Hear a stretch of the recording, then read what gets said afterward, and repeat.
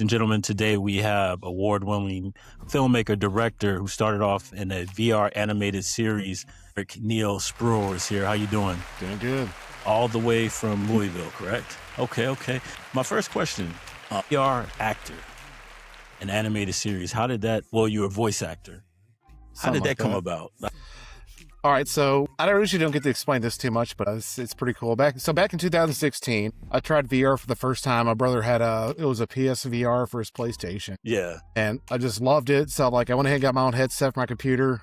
There's this, of course, platform called Steam where they have all these games on there. I managed to find this one where basically you could do Pixar-style animations instantly. The cool thing about it was you could actually act in the characters that you put in the scene, and it records your voice and your movements all at the same time. So you could basically make a skit out, and when you're done doing all that tracking and voiceover stuff, you could actually take a camera in virtual reality and film it.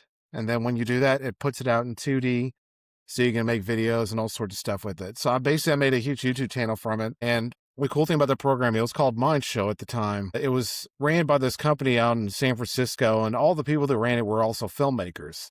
Mm-hmm. So the interesting thing too, the guy who actually started the company is named Gil Barron. He's the guy who made the Matrix bullet effect in the first Matrix movie.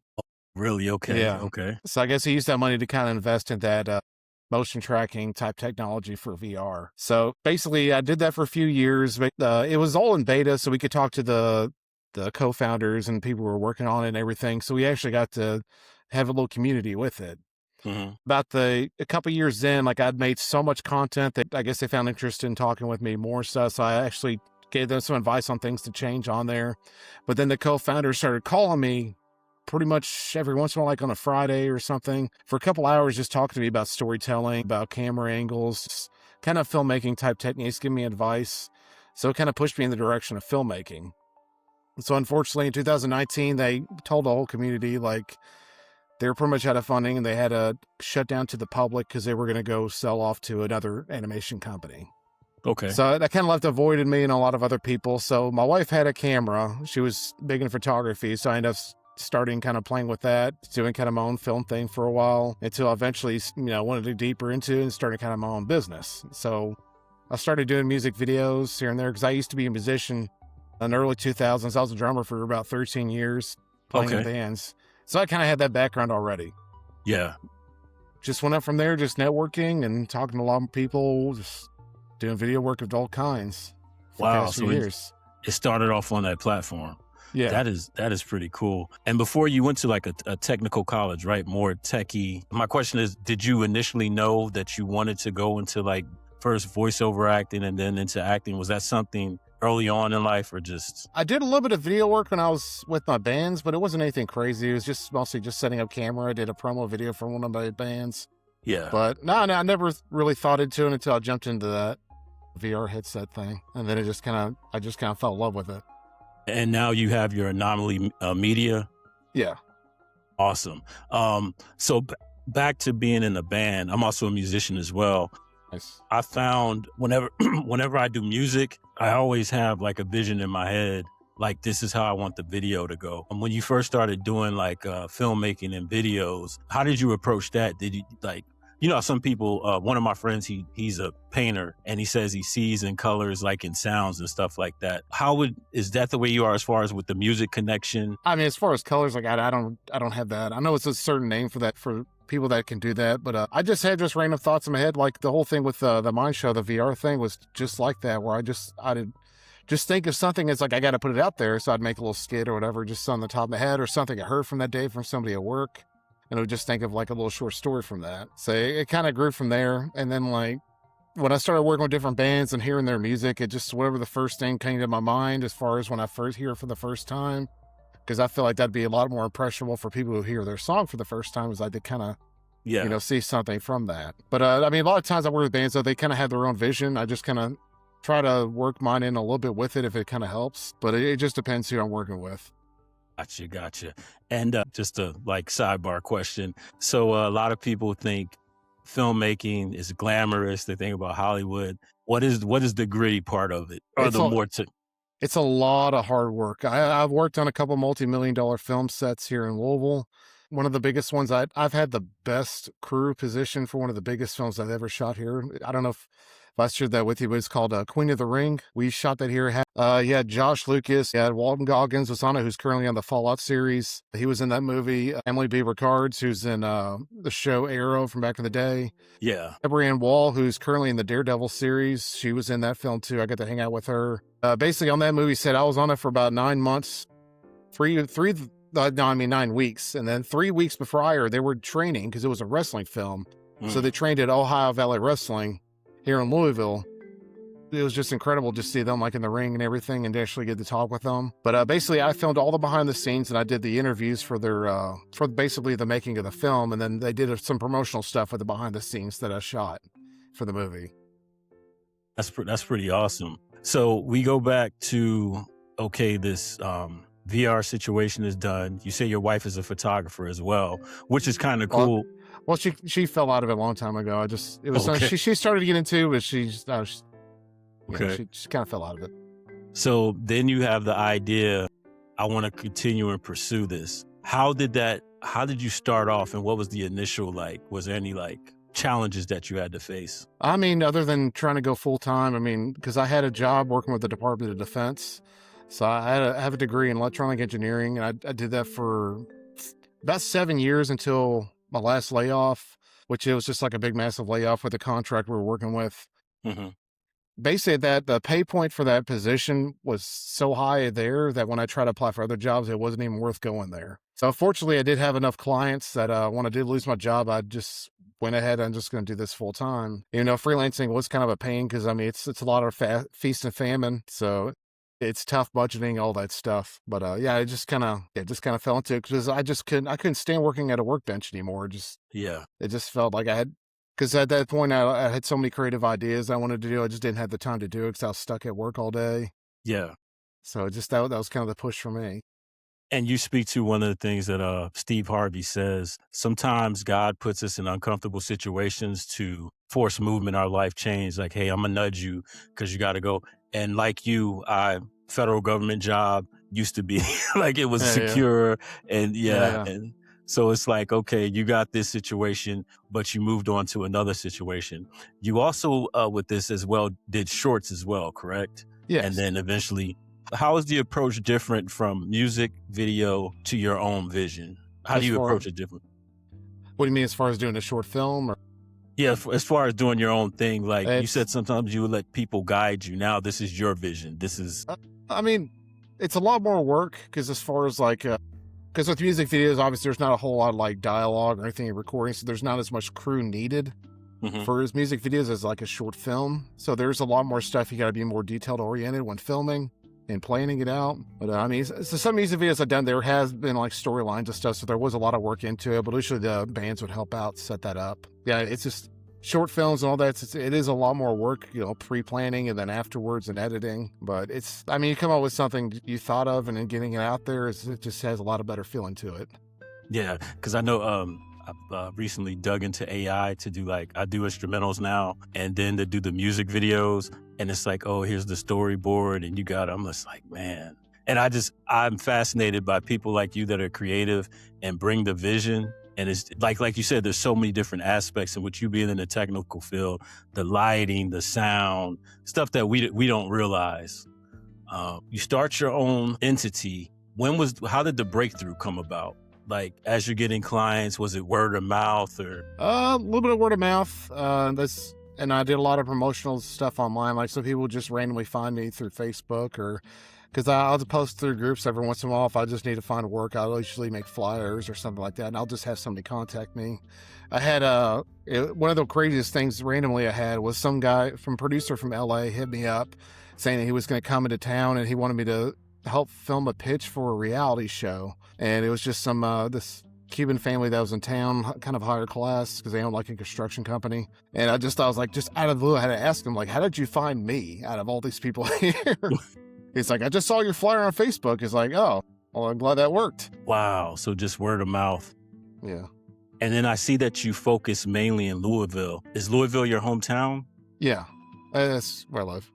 And then how we have, you got Hollywood, you got Atlanta. Some people say Austin is a little the Hollywood of Texas. What is it about Louisville? Like, what is Louisville as far as filming? And do you capture the spirit of Louisville in your projects? So pretty much the big thing that hit us up, because we had a few movies here before that were pretty big years ago, but when they passed the tax incentives, I think in 21 when they officially started, that's when I worked on my first movie. It was called Malum. It was a horror film about, I forgot, it was a couple, I think it might have been a couple million, because they did have it in AMC theaters.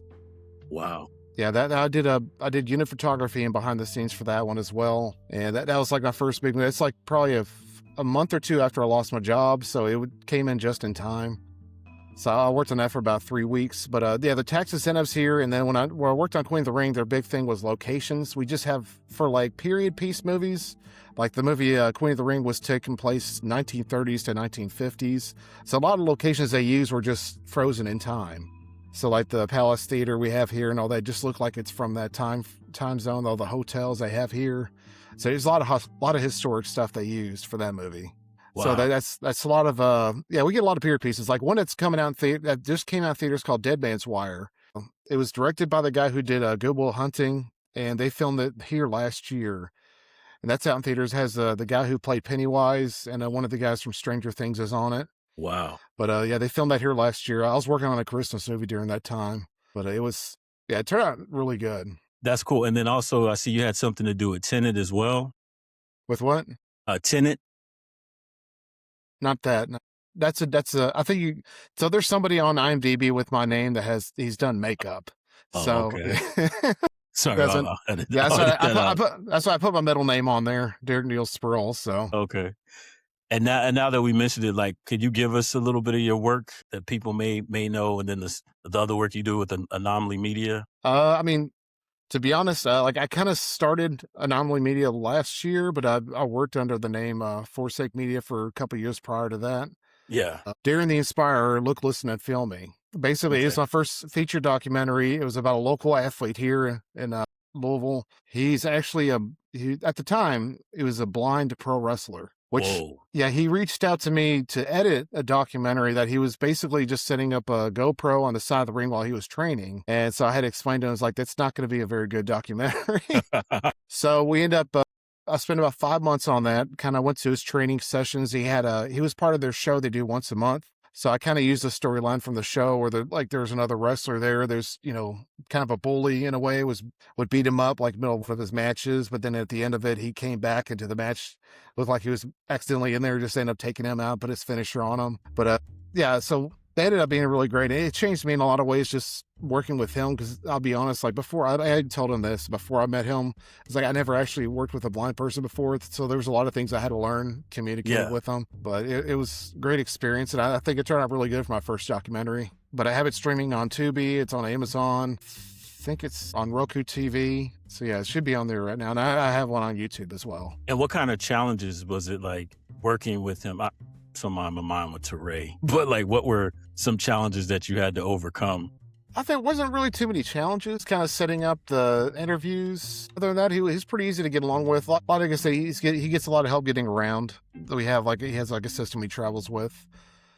Yeah, just getting to be there on time, filming his practices and everything, and meeting everyone. It was, like I said, it wasn't too challenging. It was just great experience all around. That's awesome.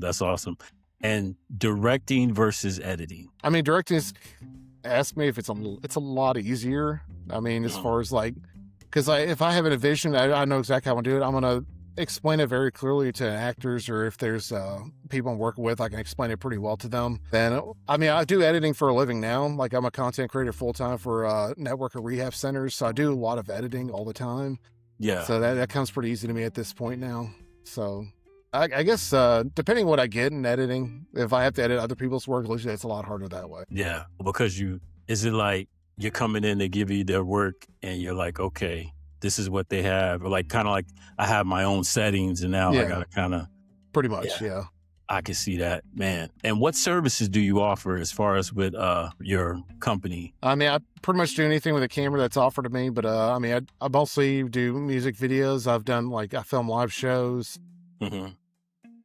any type of like corporate type work. I do a lot of corporate videos now, so just working with different companies, almost like advertising. I still do a lot of editing. I do photography. I've done a lot of weddings last year, not really for myself. I usually do it for another company because I don't have to edit them. Yeah. But yeah, it's pretty good variety. Man, and as far as when I think of corporate videos, when you HR, welcome to the company, here's the culture. Something like that. Yeah, yeah. Is it, in my mind, I'm like, it's pretty, it seems from the outside looking in, it's pretty straightforward. Here's our company culture. Here's what you want you to do. Is it pretty rigid, or do you have freedom of? I mean, with my company, I could, yeah, I get a little more creative freedom with it. So it definitely helps. Like I can, like I try to do stuff a little more up to date, like kind of how they do editing now with transitions here and there. So I try to make it a Yeah, little more fresh, not make it too boring every video. Cause I got to do, because every time I go to a location, I film a lot of interviews and then a lot of B-roll.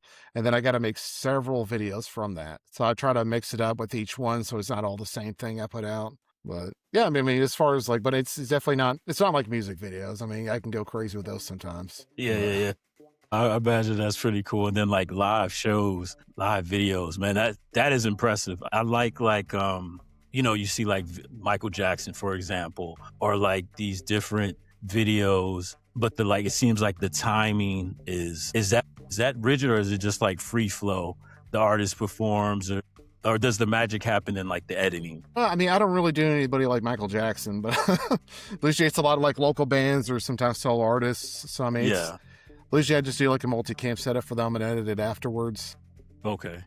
So it's, just depends how the project is and stuff or how long the show is. Man, and like you being a jack of all traders, and I want to say that you're a house builder. We talked about the uncomfortability and then going into your own business and then just like being the guy for Louisville. What is job satisfaction for you? I mean, as far as enjoying it, or I guess, when did you, because you said there was a scary time period. When was like I'm here, I'm satisfied, this is what I'm meant to do? I mean, I probably had that epiphany years ago. I mean, as far as like the first movie project I worked on, it was a little scary because like I felt like I was kind of jumping into the deep end right off the bat for that type of movie I worked on. But I guess like the big thing for me was Queen of the Rings. I mean, that was literally a dream because I did not expect to some guy. I was working on little stuff for the military on a bench and stuff. And all of a sudden I'm working with freaking movie stars and like some I just gushed Yeah. over.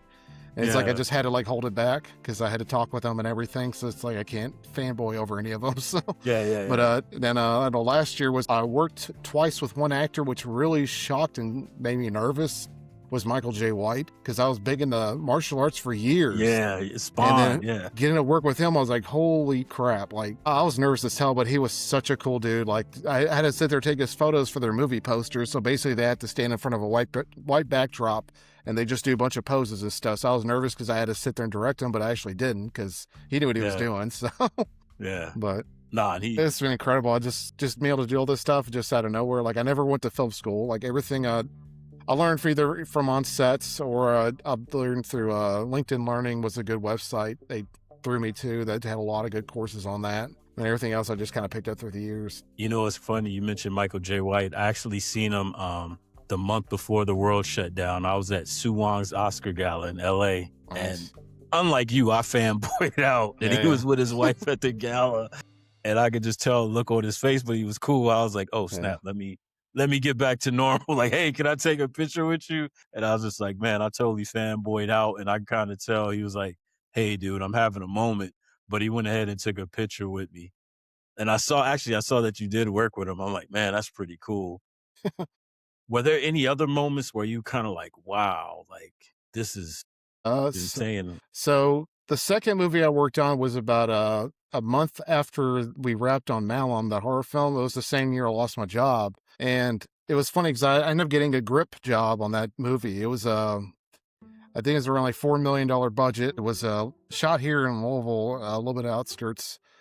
And I was behind. So what I did, I was, for most of the film, I was called the spotter for the Steadicam operator. So basically you stand behind the camera operator in case he backs up because he's looking down at a monitor the whole time. So I was standing behind him. And then like when the scene started from one of the first scenes up there, I heard his voice. It sounded really familiar. And I turned over. I was like, holy crap, that's Mel Gibson. Wow. And it's like, I was like shaking because like my dad's favorite movie was Braveheart. Years ago, we watched it like so many times. And like, I just, because we get a call sheet, but I didn't even read it. I don't know why I didn't read it to see his name on there, but that was like one of those moments I was like, oh shit. I was like, I know it's gonna be here.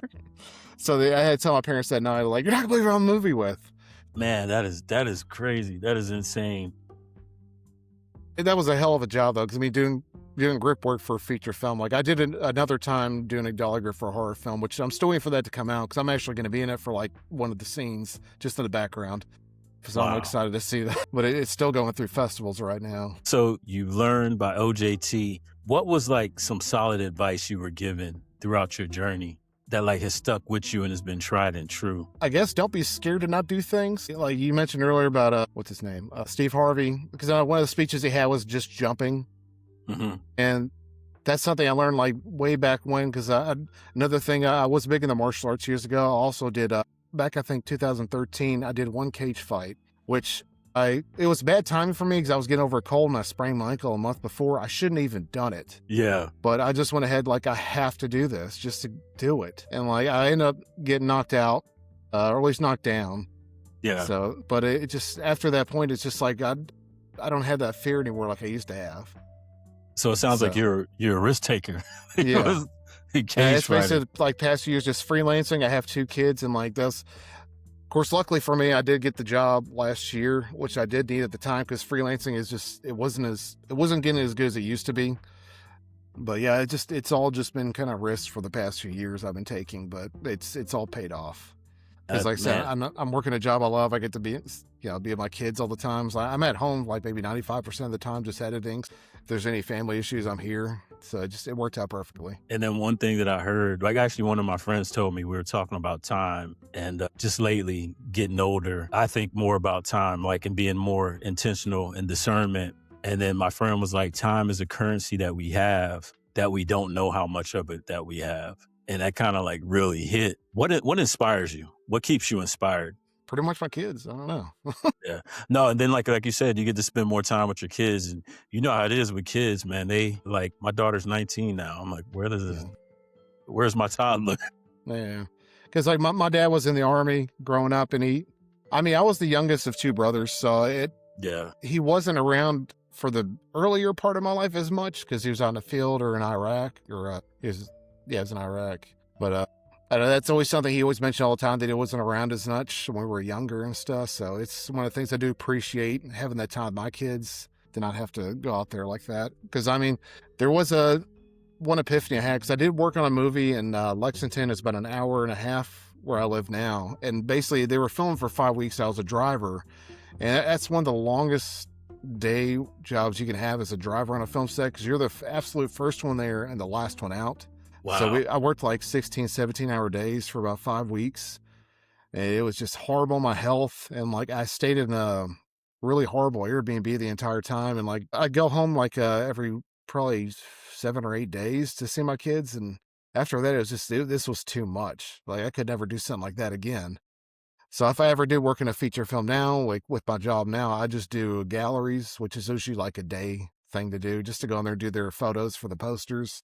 So I can't really do like full on feature films right now unless it's on the weekends. But that just kind of woke me up from there at that point. Yeah, no, time is important. All the stuff that you've done, and thank you for sharing. I always try to tell people, again, man, Steve Harvey, TDJ, man, I love inspirational stuff. I feed off inspirational stuff in books. And I tell people, when they're going through it, you got to turn that test into a testimony. And your testimony, you go from losing like the government. Normally the government is like secure. Now Michael J. White, now Mel Gibson, your own company. When it's all said and done, because you're already awarded, you have gotten awards, but more awards to get. What do you want to be remembered? Something that has crossed my mind, but I never really think too hard on it. Yeah. I try not to think too far ahead. Yeah. I guess as someone who's always turned it around, like even with negative situations, because that's something I learned as well. Just when bad things happen, that doesn't mean something good's not going to happen shortly after. I've been in a lot of situations where I just feel like it's just been crap, like worse things have been happening, but then sun came right around and something even better happened to make up for it. Like the biggest thing last year was getting my job. Like I was pretty much flat broke at that point. I was trying to, like a few weeks prior, I tried to sell one of my laptops I wasn't using and then ended up getting robbed. And like, I was just like, it never happened before. And it was a stupid mistake I made too. But I felt devastated.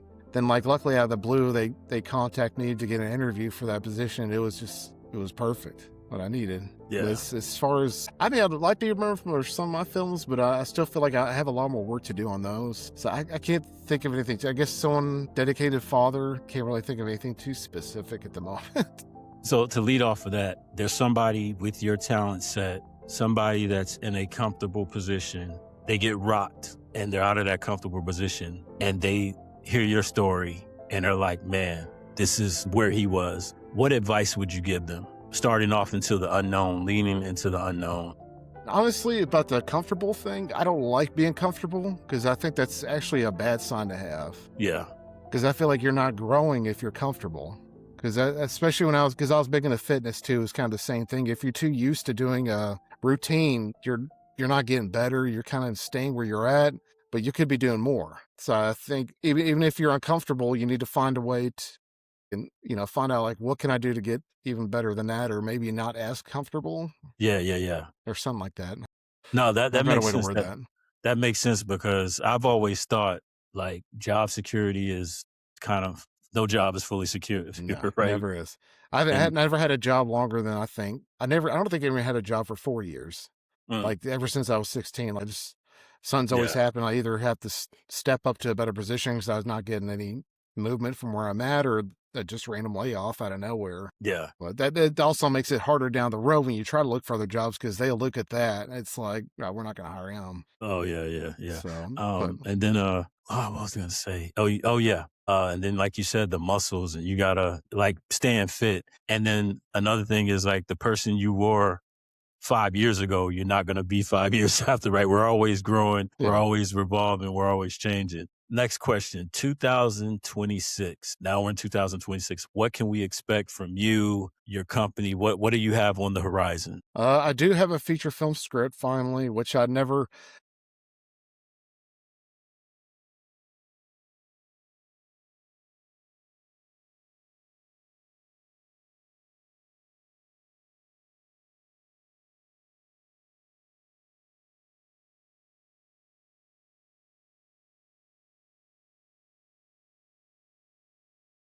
Yeah. Yeah.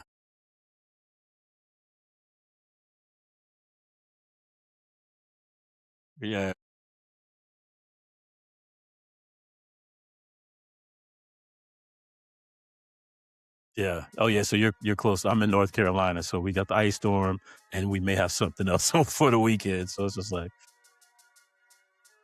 where can people find you? Website, social media, shameless promotion time, right?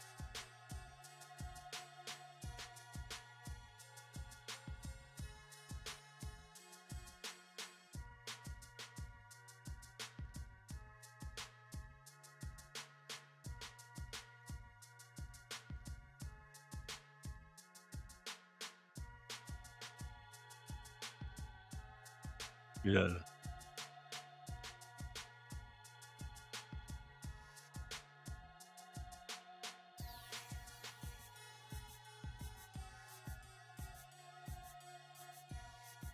Another question I would ask, what's your go-to camera? Okay.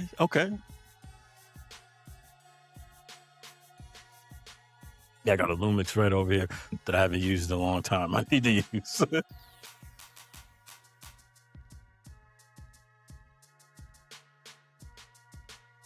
Yeah.